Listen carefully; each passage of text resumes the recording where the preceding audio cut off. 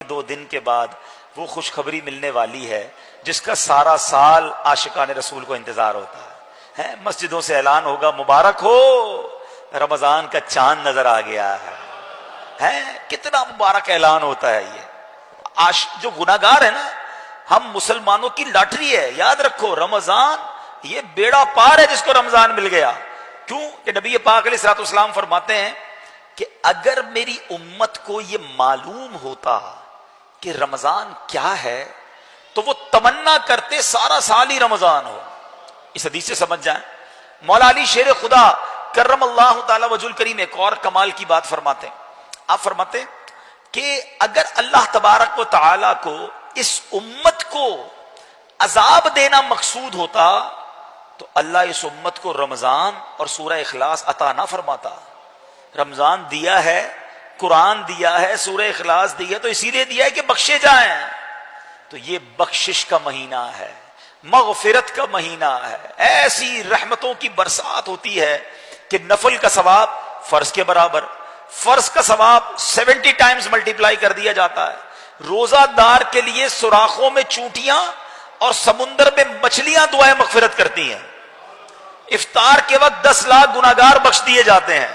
رمضان کی راتوں میں یہ اعلان ہوتا ہے کوئی مانگنے والا کہ اس کی مراد پوری کر دی جائے، ہے کوئی سوالی کہ اس کی جھولی بھر دی جائے۔ یعنی سارا سال میں اور آپ دعا کرتے ہیں اللہ سن لے، اللہ قبول کر لے۔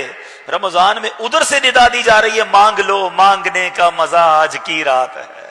اب اگر پھر بھی کوئی حاصل نہ کرے، پھر بھی رمضان میں اللہ کو راضی نہ کر پائے، بتائیں اس سے بڑا محروم کون ہوگا؟ جب رمضان کی آخری رات آتی ہے نا، اللہ فرشتوں سے فرماتا ہے فرشتوں اس مزدور کے بارے میں کیا کہتے ہو جس نے مزدوری پوری کی؟ فرشتے کہتے ہیں مولا اس کو تو پوری مزدوری ملنی چاہیے۔ اللہ فرماتا ہے فرشتوں گواہ ہو جاؤ میں نے سب کی مغفرت فرما دی۔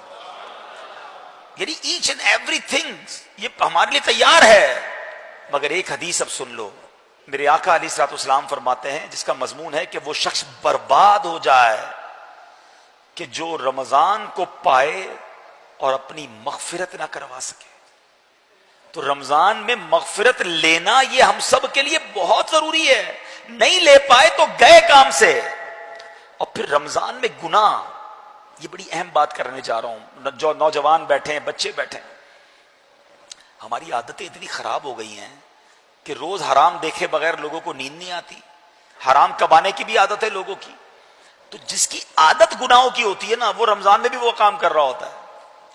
اچھا ابھی دیکھیں مسجد میں بیٹھے نا، یہاں کوئی گناہ کرے تو کتنا برا ہے۔ خدا نہ خواستہ یہاں کوئی میوزک بجانا شروع کر دے تو لوگ کیا کہیں گے؟ یار خدا کا خوف کرو، اللہ کے گھر میں یہ کر رہے ہو۔ حالانکہ یہی کام باہر بھی وہ کرتا ہے، باہر بھی گناہ تھا، مگر مسجد میں آیا تو یہ گناہ اور سنگین ہو گیا نا۔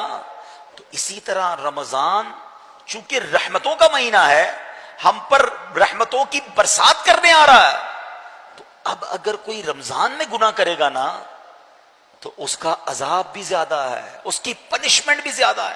ایک حدیث پاک کا مضمون ہے، اس کا جز ہے کہ جو رمضان میں ایک گناہ کرے اس کے 1 سال کے اعمال برباد کر دیے جاتے ہیں۔ اب بتائیں کتنا بچنا ہے؟ موبائل تو ساتھ ہی ہوگا نا، دوست بھی وہی ہوں گے، باتیں بھی وہی ہوں گی، انداز بھی وہی ہوگا، گالی گلوچ بھی جن کے منہ پر ہے وہ کہاں سے جائے گی؟ تو یہ رمضان کی تیاری کا ایک حصہ ہے کہ جہاں خوب نیکیاں کرنی ہیں، نمازیں پڑھنی ہیں، نوافل پڑھنے ہیں، تراویح پڑھنی ہے، روزے رکھنے ہیں، وہاں اپنے آپ کو گناہوں سے بچانا ہے۔ ورنہ ایسا نہ ہو کہ سب لوگ تو بخشے جائیں، میری گناہوں کی عادت مجھے مروا دے۔